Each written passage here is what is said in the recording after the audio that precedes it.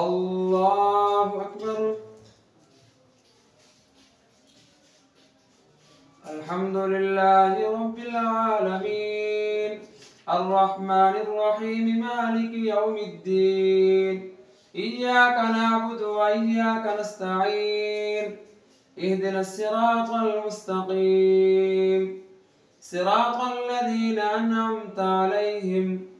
غير المغضوب عليهم ولا الضالين. وإلى مدين أخاهم شعيبا قال يا قوم اعبدوا الله ما لكم من إله غيره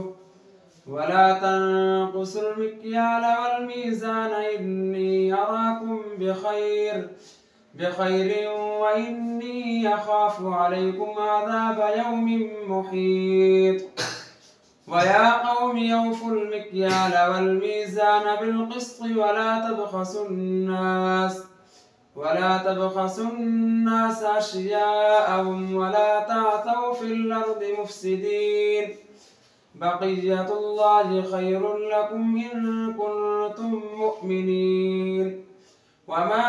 أنا عليكم بحفيظ. قالوا يا شعيب وصلاتك تأمرك أن نترك ما يعبد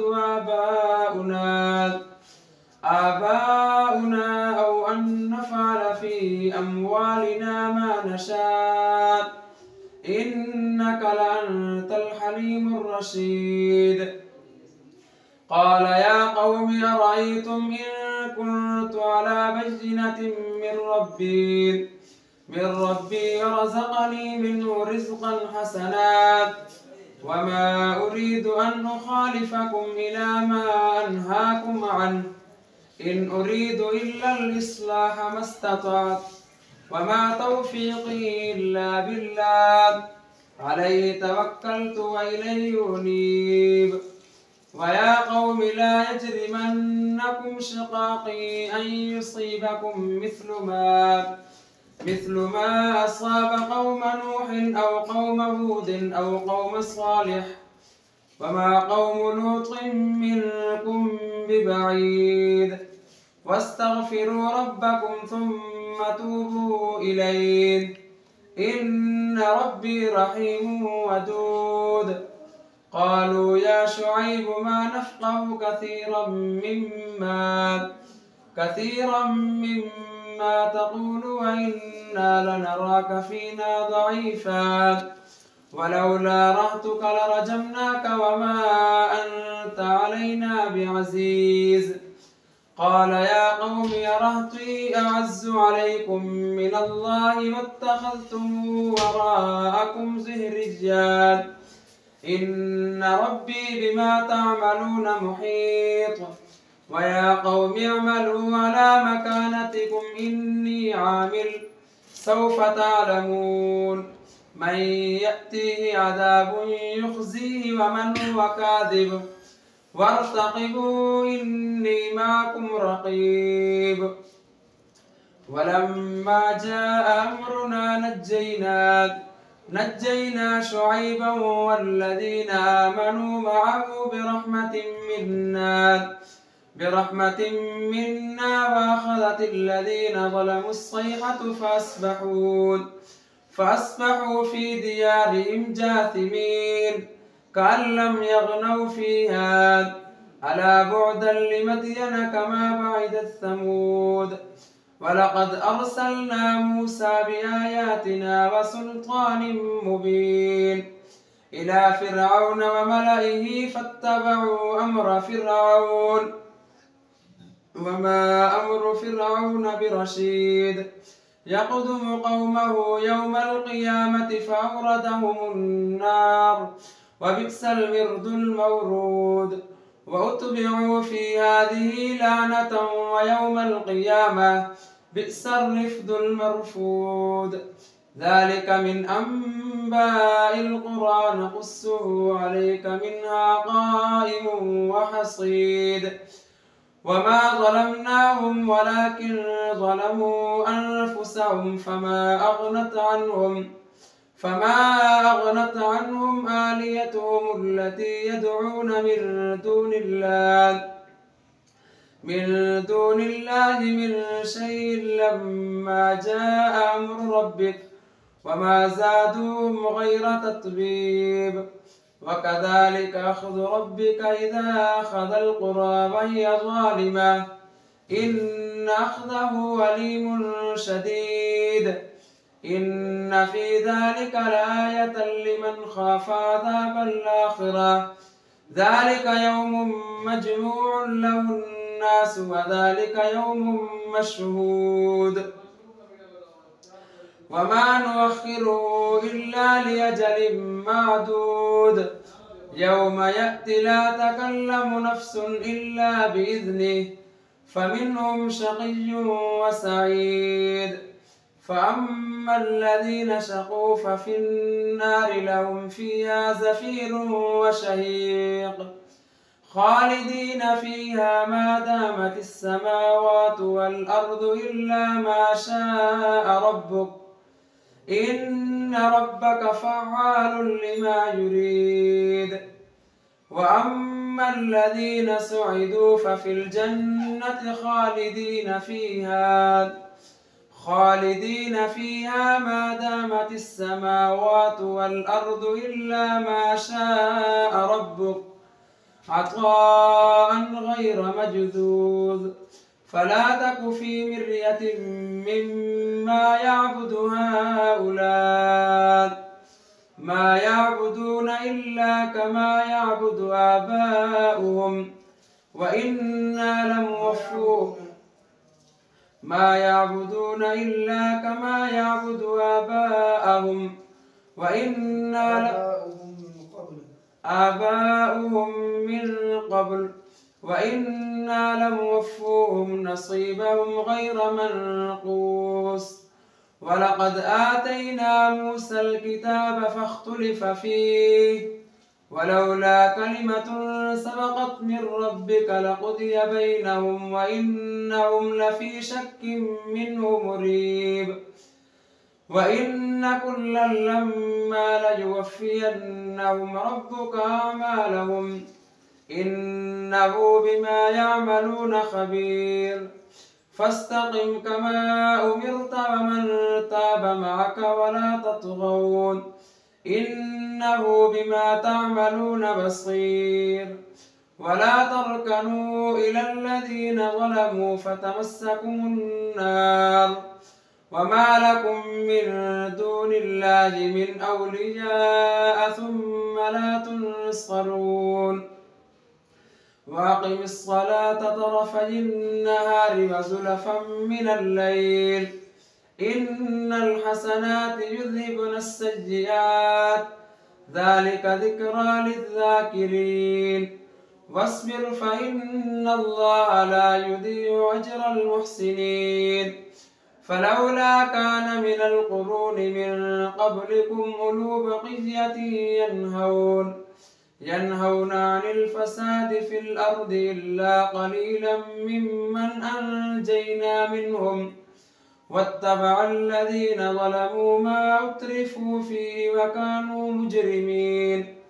وما كان ربك ليهلك القرى بظلم وأهلها مصلحون ولو شاء ربك لجعل الناس أمة واحدة ولا يزالون مختلفين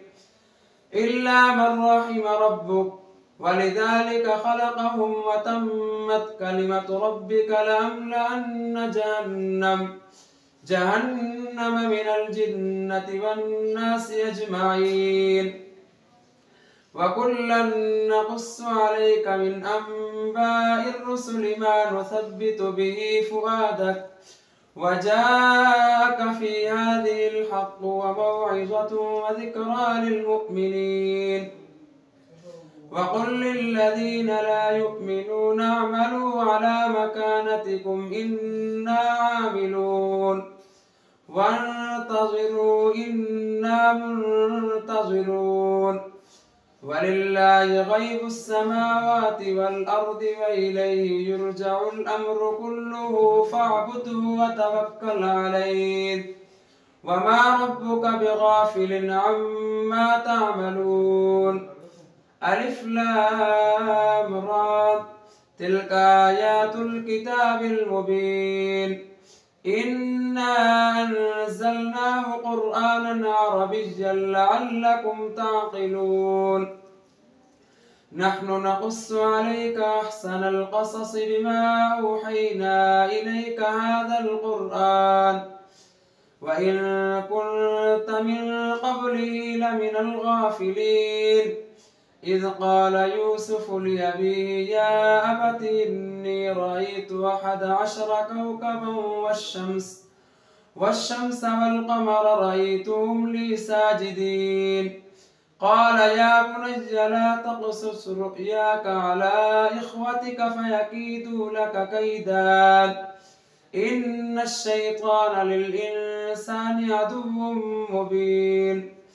وكذلك يجتبيك ربك ويعلمك من تأويل الأحاديث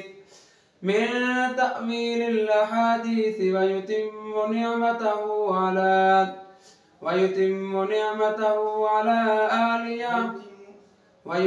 نعمته عليك وعلى آل يعقوب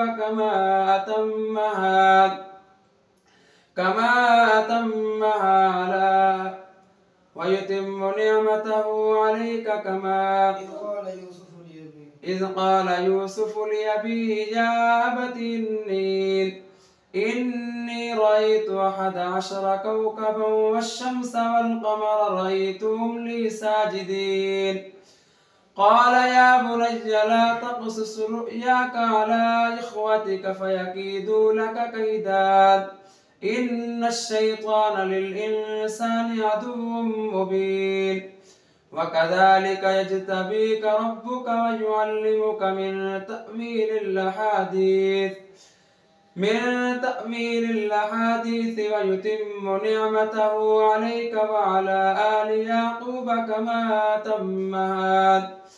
كما تمها على أبويك من قبل إبراهيم وإسحاق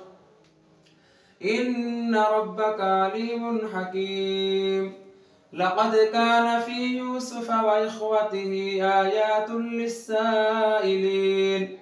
إذ قالوا ليوسف وأخوه أحب إلى أبينا منا ونحن عصبة إن أبانا لفي ضلال مبين اقتلوا يوسف أو اطرحوه أرضا يخل لكم وجه أبيكم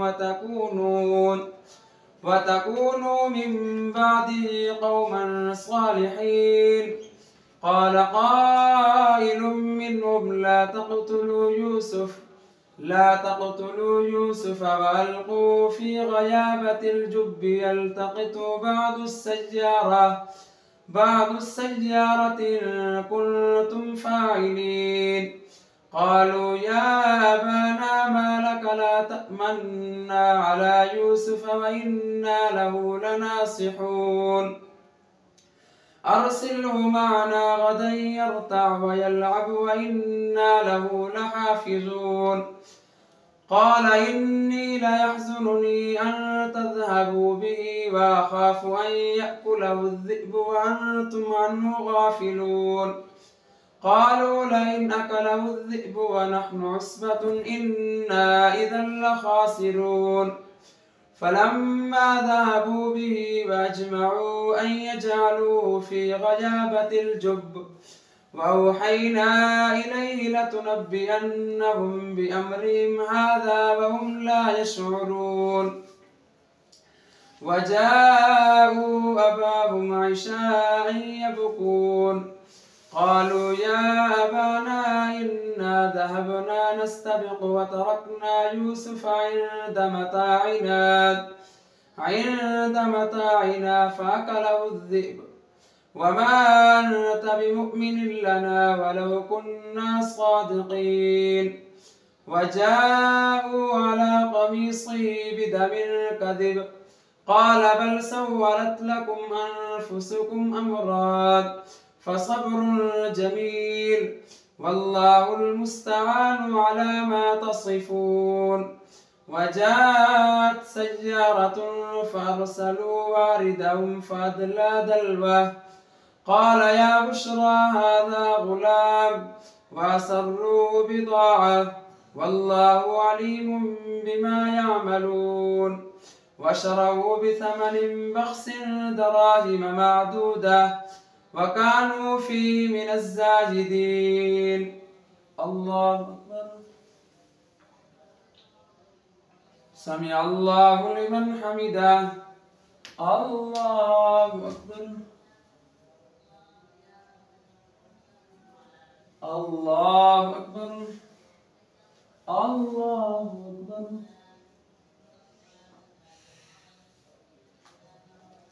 الله أكبر. الحمد لله رب العالمين الرحمن الرحيم مالك يوم الدين إياك نعبد وإياك نستعين اهدنا الصراط المستقيم صراط الذين أنعمت عليهم غير المغضوب عليهم ولا الضالين. وقال الذي اشتراه من مصر لامرأته أكرمي مثواه عسى أن ينفعنا أو نتخذه ولدا وكذلك مكنا ليوسف في الأرض ولنعلمه من تأويل الأحاديث والله غالب على أمره ولكن أكثر الناس لا يعلمون. ولما بلغ أشده آتيناه حكما وعلما وكذلك نجزي المحسنين. وراودته التي هو في بيتها عن نفسه وغلقت الأبواب وقالت هيت لك قال معاذ الله إنه ربي أحسن مثواي إنه لا يفلح الظالمون. ولقد همت به وهم بها لولا أن رأى برهان ربه كذلك لنصرف عنه السوء والفحشاء إنه من عبادنا المخلصين. واستبق الباب وقدت قميصه من دبر وألف يا سيدها لدى الباب. قالت ما جزاء من أراد بأهلك سوءا إلا أن يسجن أو عذاب أليم. قال هي راودتني عن نفسي وشهد شاهد من أهلها إن كان قميصه قد من قبل فصدقت وهو من الكاذبين